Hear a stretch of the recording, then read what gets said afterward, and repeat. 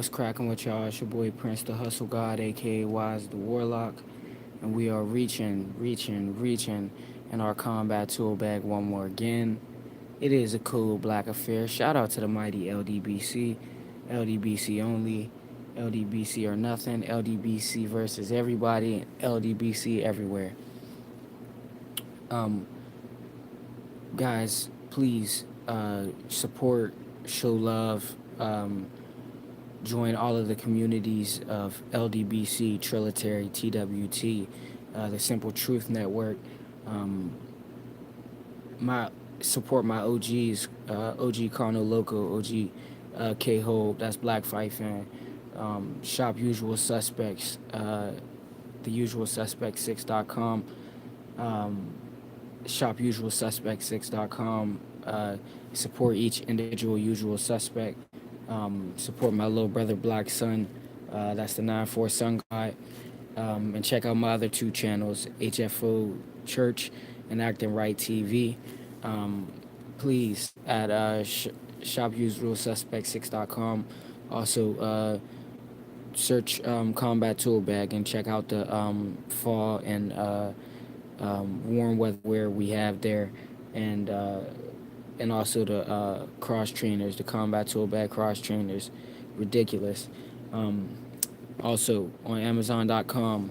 I don't promote this very often, but I have a book series out there, a 4-book series called Hustle God Methodology. You can feel free to type in Michelangelo Turner on Amazon or type in Hustle God Methodology, and there's 4 books up there. That's The Language of the 1%, Hustle God Linguistics. That's the first book. It's a workbook for finance. We have uh, Hustle God Afro Gold Part 1. We have Hustle God Masterpiece, Daily Golden Mind Molding, and Hustle God Art of the Hustle. Um, and also there's I guess it would be an anthology, the complete series. The whole set is up there as well. That said, let's dive right in. I just wanted to give a a quick commercial just to start it off with, so we can get right to the meat and bones of this. Um, Before we dive into today's topic, I do want to give another LDBC notification, another LDBC alert. Iron Lion Row, Healer the Teacher, um, LDBC's own focus ball, will be competing in today's Friday. We'll be competing tomorrow, um, along with a lot of our other favorite fighters, or a few of our other favorite fighters, on October 15th. I believe it's in the New York area. It is a mixed martial arts match, but it's battle nonetheless. Um, Please support, please support, please support. Show love, and find a way to reach out and let Healer the Teacher, Focus Ball, Iron Lion Road know that we love him, and that he's in our spirits, and that we're rooting for him. Uh, that said, let's get into uh, today's show topic, if you will. Um, so Deontay Wilder fights on Deontay Wilder fights October 15th. The King is making his return. Um, for those who don't know, I'll give a quick little um, introduction, the best synopsis of Deontay Wilder's uh, career I can give. So let's start. Deontay Wilder held a WBC title from 2015 to 2020. He had 10 successful title defenses. Um, Wilder was the first American heavyweight world champion since 2007, the longest period in boxing without an American heavyweight champ. Uh, Deontay Wilder is ranked on in all of the ranking systems as a top 5 um, best heavyweight boxers on the planet. Um, Deontay Wilder is a bronze medalist, and he's an Olympian, an Olympic bronze medalist to be more specific. Um, his alias is the Bronze Bomber, also referred to as the King. Deontay Wilder has 45 fights total. He has 42 wins, one draw, two losses. Both losses definitely heavily disputed due to being cheated a number of times by by Tyson Fury. He has 40 of his 42 wins. He has 41 KOs, and even that is disputed because most people view it as 42 KOs. Um, Deontay Wilder started boxing uh, very late. I believe it was at 20 years old. Um, Deontay Wilder, after 2 years of being an amateur boxer, uh, competed in the Olympics and was selected for the Olympic team, um, and did all of this. The reason it's extremely late, starting at 20, for those who don't know, most kids grow up in this sport literally starting at age 6 or 8 ish, and late in a lot of people's eyes is viewed as 15 or uh, 16 even. But Deontay started in his 20s. Um, Deontay started to change the life of his self, his family, and most importantly, his daughter. He also wanted to make sure he could provide the best life for her, having health issues. All that said, Deontay Wilder, with an unorthodox style, uh, good-hearted man from Tuscaloosa, Alabama, preacher's son, um, introduced himself to the boxing world, uh, smashing shit, just crashing people's shit in.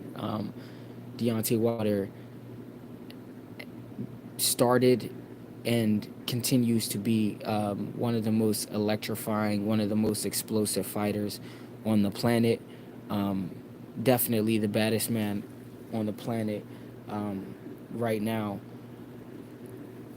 That said, we have after he was cheated in this Fury fiasco because he was ducked by um, Anthony Joshua, which kind of changed the heavyweight landscape um, for the current state, at least for champions, and the ranking system. Because if we go a few years back, the top two heavyweights were Deontay Wilder and Anthony Joshua.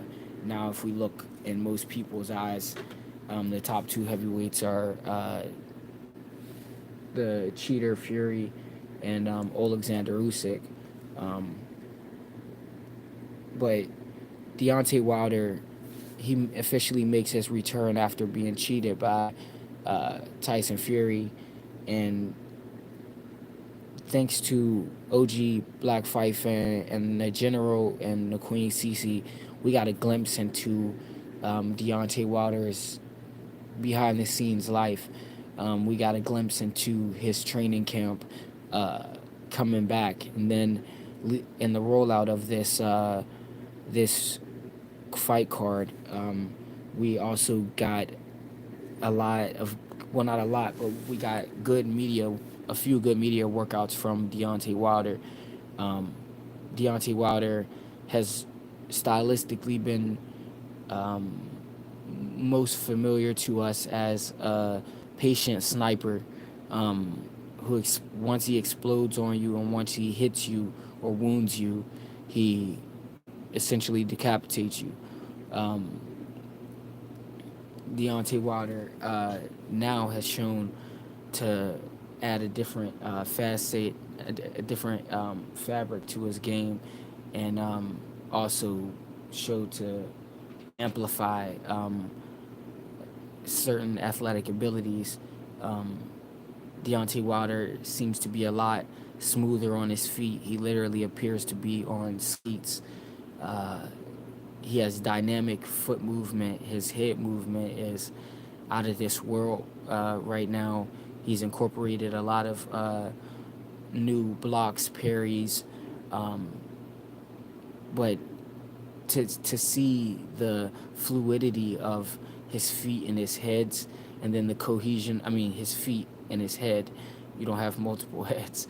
I mean, so, but to see the cohesion between his feet and his head, he always has his hands moving, his head moving, or his feet moving, which is essential in boxing. And stylistically, if you're going to master the sweet science, you have to employ those three aspects as often as possible and as masterfully as possible. And when we see this Deontay Wilder versus a more stationary uh, tank sniper esque style Deontay Wilder, we're seeing a lot more combination punches. We're seeing feints. We're seeing some throwaway shots. All different mechanisms if to send that missile. You have Deontay the Bronze Bomber Wilder, who essentially was heavy arms specialist, if you will. He had a bazooka with a scope on it. We have Deontay Wilder now, who has a heat-seeking missile and has, but his heat-seeking missile is more so like a minigun. MP, what WTF? Welcome, welcome, welcome to Boxing and Breakfast. Have some battle with your breakfast. Thank you for stopping by, homie. Uh, appreciate your support. Much love. Um, yeah, so it's like he's went from having a bazooka and a scope to having a heat-seeking missile with endless ammunition. We see him working to, in his own words, trying to tire himself out, um, trying to exhaust himself. And we seen in these media workouts him creating ridiculous angles, his punch output being through the roof, his head movement being that of um, resemblant of that of a Mike Tyson, if you will, or even for someone his size, that of like a sweepy. Like Deontay Wilder has worked on his tools that he naturally possesses, but amplified them tenfold. Deontay Wilder, uh, his alias is again the Bronze Bomber. Um, Joe Lewis's alias was the Brown Bomber. Joe Lewis had one of the meanest right hands in boxing history as well, but Joe Lewis, nor any other puncher in boxing history, has uh, the stats that Deontay Wilder has as far as knocking down every man who's ever stood across the ring from him. So Joe Lewis being one of the greatest fighters to ever live, we see a reinvented or reincarnated version of him through Deontay Wilder. And in my opinion, I'd say we have a punching version of Ali. Ali, with his stoppages and his knockouts, it was predominantly speed and precision. Deontay Wilder has speed and precision plus the explosiveness of Iron Mike Tyson, you know. So that said, Deontay Wilder versus Robert Helenius has the makings for a spectacular showdown. Deontay Wilder, as I stated before, I see him stopping Helenius in the sixth, just giving him time to make his return, shake off some rust, and also implement his new style. Uh, 1 second, I gotta take a sip of this coffee. PGH, big dog, big family. Salute, salute, salute, King. Um, what was I saying? Well, besides that, moving forward, Deontay Wilder had his last press conference and last media workout. Whoa, his last press conference after the boxing scene article came out, the notorious boxing scene article came out, and in this press conference, he didn't get childish. He didn't use it as a moment to spotlight any negativity. He leads with love and only spoke of respect for his opponent and love for his fans. He said his first title reign was for himself. His first career was for himself. The second part of his career is as the people's champ, a true people's champ, will be for his fans, which you just gotta love, you just gotta respect. Deontay Wilder, at this stage in the game, has created one of the biggest platforms for other fighters who we could say aren't necessarily pay-per-view names, but but will be eventually pay-per-view worthy fighters to fight alongside of him on his platform. So you have uh, Gary Russell, Gary Antonio Russell fighting on this card. You have Caleb Plant and Anthony Durrell fighting on this card. Um, it, and on a card like this, you're getting a lot more eyes than you get, um, generally speaking, if they were individually hosting their own cards. Uh, res- Respectfully, of course. It's just Deontay Wilder is the face of boxing, and when Deontay Wilder moves, the world of boxing stops and watches. So to be on a card of his, whether it's undercard or the YouTube card, like I think Vito Milnicki is also on it or something like that. But it it's it's the proper way to prime or build a, or at least uh, spotlight a fighter, because it's the biggest platform you can put someone on. Obviously, fighting on a Canelo card will do that too. Fighting on an Earl Spence card will do that too. But no, no. How could I put this? None bigger than Deontay Wilder. None bigger than the face of boxing itself. Um, just as a reminder, I'm going to try to guarantee you guys Mondays, Wednesdays, and Fridays for boxing and breakfast. Eventually, it will be every day, but I'm working on my consistency. I'm working on my discipline as far as timing. Um, Today's episode is specifically emphasizing Deontay Wilder's aspect, part, and input of October 15th. Um, and obviously, I gave the notification earlier, just a reminder, LDBC reminder, TWT reminder, Trilitary reminder that our own Focus Ball is fighting as well October 15th. So we have a full day of war that we must find a way to support and most importantly show customer support and show fiscal support to the warriors that we love. Um, yeah, but that said, getting back into this card, I'm I'm extremely excited to see what Deontay Wilder delivers us. He'll be facing uh, a very interesting opponent in Robert Helenius. Robert Helenius has a lot to offer with his unorthodox styles. So we have two unorthodox styles. Um, he's a very experienced fighter, both power punchers. Uh, he's very durable. They're very familiar with each other as well. So it's a very interesting matchup. He has the Nordic people behind him. Deontay Wilder has the world of boxing and his people, black people, behind him as well. So it's going to be a spectacular night to see the King return, to see the King step on some shit, and again him being the main event and providing so many opportunities for other boxers that do intrigue us. I will always have a love for the bloodline, the Gary Russell brothers.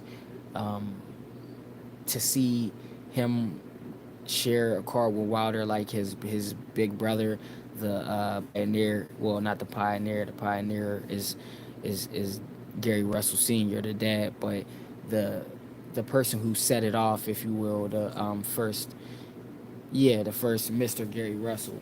Um, he shared a card or two with Deontay Wilder, so to see his younger brother doing it now is a beautiful passing of the torch. Um, yeah, so that said, he'll have a lot more eyes than he's ever had on him before on this card. Um, and with this Anthony Durrell and Caleb Plant scenario, I never let's I'm gonna be honest and as transparent as I can be here.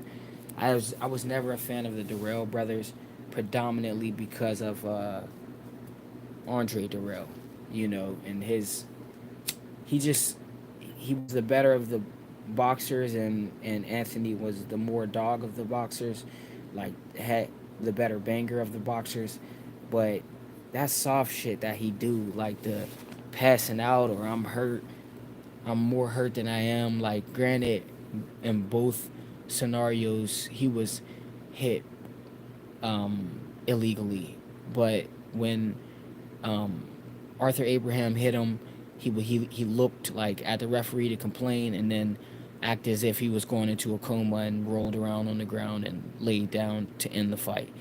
When Uskatagi hit him, he played passed out and got his dad banned from the sport of boxing, and had him on the run at that because he thought he saw his son die, so he went in there to defend him, as any real man, any father would do, and it it put in a bad taste in my mouth about the Durrell brothers.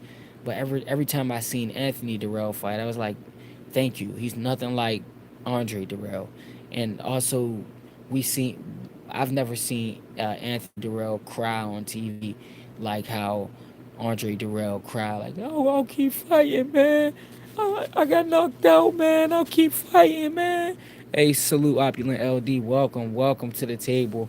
Had some battle with your breakfast. Thank you for stopping by, brother. Much love.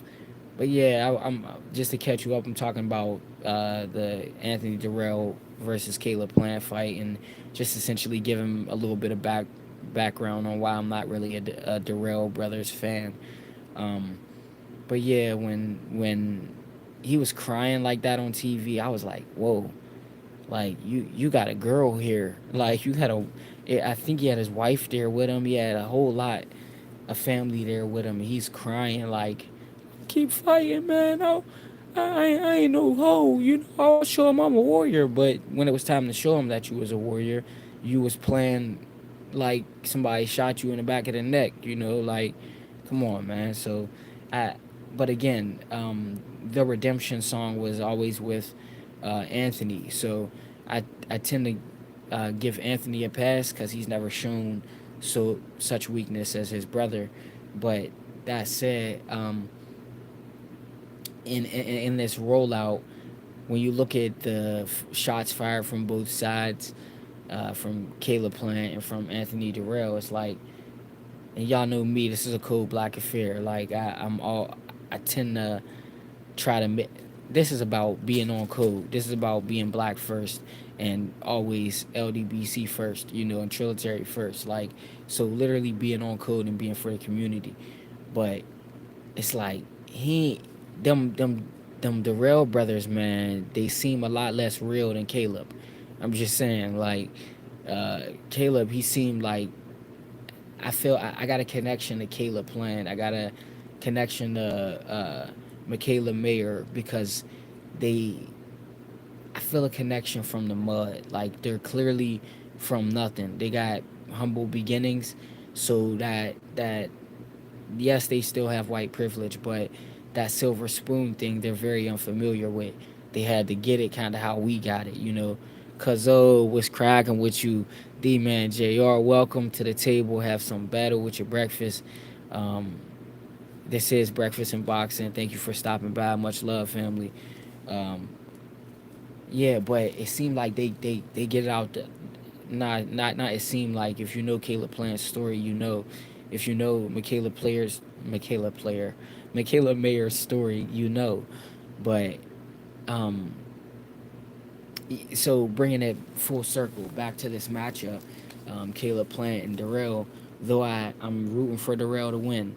Though I got Darrell in this, and basically it's cool black across the board. Wilder, Dev, and Alicia Bumgarner, but I rock with Caleb Plant. I like Caleb Plant, and depending on how he does after this, I don't think I can really root against him. I didn't want to root against him in this fight, because mainly because um, the guy's with Sugar Hill. I mean, Anthony Darrell is with Sugar Hill after the Fury fiasco, and Caleb Plant, on the other hand, is with Breadman Edwards. I'm from PA. I'm from Pittsburgh, PA. Breadman's a Philly man, so he a PA brother of mine. And not only that, we've had conversations, me and Breadman, like um, he's a good dude to the core. So even rooting against him, I feel uncomfortable. It's just um, I try to always be on code. And facts, D man, like I never rooted against Caleb Plant. Like he got a lot more, and I hate to say it because this is a cold black affair, but he got a lot more sturdy black bones in his body than a lot of these black fighters. Him and Joey Spencer, to keep it a buck. Like Joey Spencer, I rock with Joey Spencer because his little brother's black. You feel me? Like literally black as hell, black like it, aesthetically blacker than me. But soul wise, ain't nobody blacker than me. But but yeah, like that said, I don't want to get too derailed. Nah, not even derailed. It's just D man. He kind of reminded me of like, again, like it's hard to root against somebody like Caleb Plant. He's a real motherfucker, man. And but I gotta rock out with Anthony Darrell just this one time. I gotta have faith, especially like with his explosiveness, um, especially after um, his last performance.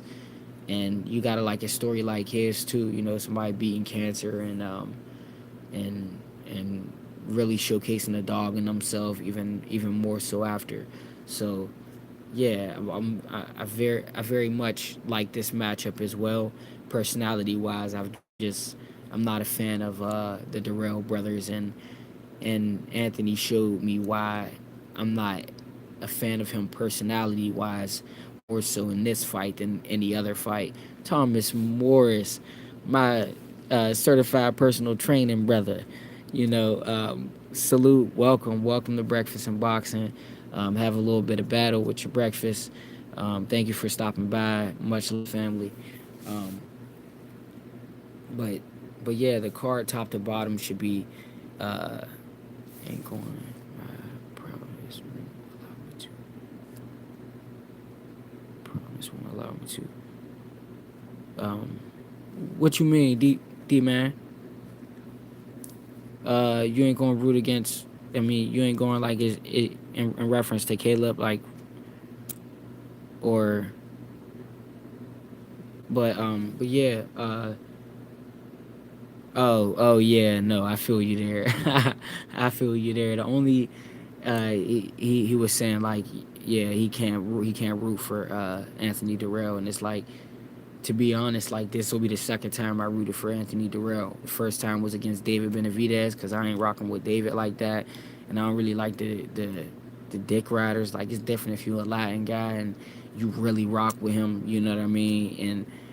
But it's like as soon as he dissed Charlo and Charlo starts showing a little bit of flaws in his personality, all of the black niggas was like, you know what? Charlo's a bitch. Charlo's a pussy. Why? Because David Benavidez said so. You know what I mean? Like he ain't already proven. Like he ain't already a two-time, two-weight class division champion. But that's besides the point. But you're right. Like yeah, it is very hard to root for Anthony Darrell, like, because again, a lot of it stems from my hatred for, not hatred, but my disdain for his brother, and now like to roll out his personality in this, I hate Caleb Plant, but can't explain why, and then use a bitch, use a pussy, and use a bum, but you're fighting this guy, you know. So I don't tend to side with Caleb a lot. I mean, I don't tend to side with White a lot. It's always a code block affair, but there's a few exceptions to that rule, like Caleb Plant, like Michaela Mayer, like Joey Spencer, you know, like some great Latin fighters, you know. Um, but yeah, I, if you missed the beginning half of the show, um, I do highly recommend checking out the beginning part. This is a replay friendly show. I don't stay on here too long because I do want people to catch um, everything that was said. So in the beginning, I did give a notice about Focus Ball, Healer Mind Body Coach, Iron Line Row. I mean Healer the teacher, Iron Line Row, and also I gave a little bit of background into Deontay Wilder, just like a little synopsis of his life, why he started boxing, and a little bit of stats and facts on him. One thing I did leave out is he does hold a world record for being the only guy to literally knock out everybody. You know, like everybody who stood in front of him has tasted the canvas. People phrase it as knock down or knockout, but he literally knocked out everybody. Um, but there are a number of little stats and facts I dropped in the beginning half, and y'all know I only stay up here for 45 minutes unless I have my co-host or special or guest host. 1 second. Caleb's errors overusing his upper body movement on defense at times when he can use his footwork. That's how he got slept. You know, it's so funny you say that, Thomas Morris. I agree. I think Caleb's flaw is knowing how to temper his foot movement because he has such good feet that he overuses his footwork, and then it tires him out and forces him to get a little stationary in the later rounds, i.e., the Canelo scenario, and then get caught a little more. So his feet will slow down, and then he'll try to Tony it out, basically, to time you with his shot until he can force you to reset, but starting off of his defense, slipping and rolling. And that shoulder roll gets a lot of people fucked up. So I think most people need to work on keeping their hands high. But I do think his upper body movement is good. It's just he uses it mostly when he's fatigued because his defense first go to is his feet, which is how my boxing teacher trained me, is beat them at the feet first. You beat them at the ground, at the feet, then they're forced to reset. If you beat them at the ground, then you're in range and they're not, or they're trying to chase you down into range, and that's how you walk them into stuff. But I feel it's crazy that you said that, Thomas, is because I think with Breadman, if you look at how Breadman worked with J Rock was a in the pocket fighter. He never really had to escape the pocket. He would stand there in the pocket and time your shots and also catch and shoot and turn you just from right in range. So he doesn't have to predominantly use the jab. He can just be creative with all of his shots as long as he's defensively responsible. In a nutshell, using less foot movement as drastically as Caleb would do as far as the shuffling side to side and jumping out of range. J Rock would stand in range, not stationary. He would be stepping little steps right or left or pivoting and turning you. But the only time he would truly step out of range is when he's kind of backstepping and baiting you into something. That said, I see them working on that with Caleb. Him being in position to punch a lot more than out of position to punch. I like Caleb's mentality, but I don't think he has enough pop for elite like Trump. You know, I agree 1,000% with that. I don't think Caleb got enough pop to keep a lot of these guys off of him. But if we're being honest, I don't know if Julian J. Rock Williams is a power puncher. But stylistically, Breadman was able to have him rotate and sit on his shots well enough so that when he was picking his shots properly, it's going to do what it's going to do the needed damage and the necessary damage regardless. So if you properly place a shot to the spleen, the diaphragm, the liver, or even like outside of boxing rules, like to the kidney, the organs are gonna react in a negative way.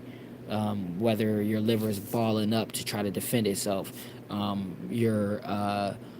your spleen beginning to convulse or pulsate, your diaphragm locking up to try to force wind, to try to pull wind in your body. There's so many different reactions you can have from not necessarily being a power puncher, but just placing your shots properly, i.e., Lomachenko. Um, but I didn't want to drift too far off a topic, but I wanted that to be used as stability technique equal power. Yes, absolutely, absolutely.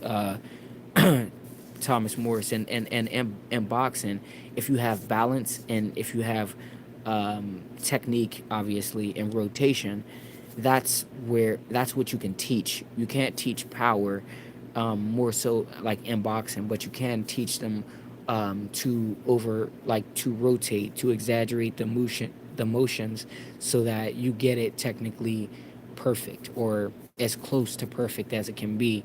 And doing that enough, if you hit someone in the temple, like I was saying, in reference to the organs in the body, or the throat, or the nose, or the eye, or the jaw, the organs are going to react in a negative way, perceived in boxing, but in a positive way, technically or scientifically, because its immediate reaction is to try to protect itself. So in a lot of cases, these organs shut down and reset, um, or at least that's how it looks. It looks like they shut down and reset, but essentially they're tensing up or flexing like a muscle would, um, like a muscle spasm, if you will. With that said, um, thank you all for stopping by, having breakfast with the champ. It is Breakfast in Boxing, aka Breakfast with the Champ, a replay friendly live. Um, Please support everything LDBC, Trilitary, TWT, Simple Truth Network, HFO Church. That's my other channel. Acting Right TV is also my other channel. My OGs, Kano Loco, K-Ho, Black Fight Fan TV. Please shop usualsuspects6.com. Support the usual suspects. And my little brother, Black Sun, the 9-4 Sun God. Um, uh, Much love to everybody. Thank y'all all for stopping by. Walk 'em down round, big stepping. What's cracking with you, cuz? Oh, OG cuz, OGC, OG Logo.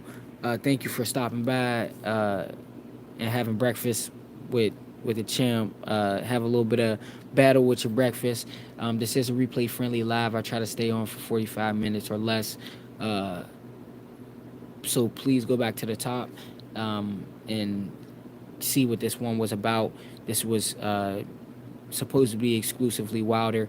I got into a little other things to talk a little boxing science, but it was Thomas Morris's fault, so blame Thomas Morrison. uh, oh yes, I'm still Big Ram. Yeah, I'm still training, of course, of course. I only do the shows after I'm done with my morning runs, and I go for another uh, workout session. But we're in negotiations right now, so we're definitely in camp. But um, the fight date is still up in the air. But just so everyone knows, we are looking at November, and and yeah, I'll keep you guys posted. I don't want to speak too soon, but again, much love, family. Thank y'all for stopping by. If you got here a little late, it's a short live. Feel free to take it back to the top and have a little bit of battle with your breakfast. Till next time, guys. It's gonna be Monday, Wednesdays, and Fridays as early as I can, and we're always gonna be out of here by 7:45, 8 o'clock, the latest. Um, Shout out to the mighty LDBC. It is a cold black affair. Um, LDBC versus everybody. LDBC only. LDBC or nothing. LDBC everywhere. Shout out to the Trilitary, the TWT. Um, yeah. Again, shop usualsuspect6.com. Check out the combat tool bag gear. And also, I got books on Amazon, guys. I have a book series called Hustle God Methodology. The first book, Language of the 1%, Hustle God Linguistics of Money. Um, the another one, Hustle God Afro Part One. Uh, we got Hustle God Masterpiece Daily Golden Mind Molding, and we have Hustle God The Art of Hustle. This is a financial literacy series. It analyzes over 24 entrepreneurs and investors. There's a workbook in it. There's some motivational. There's basically a book of motivation and poetry. There's a lot of good gems up here. You could either type in Hustle God Methodology on Amazon.com or type in Michelangelo Turner on Amazon.com, and you'll see the books up there. But I'll be back Monday, guys. I might be doing a weekend show regularly with K Rod, and check out for more material, and definitely be checking for the fights coming up. Um, October 15th, a big day, and LDBC or nothing. I love y'all. Deuces. Mike Biggs, salute. Take it back to the top. Love y'all. Deuces.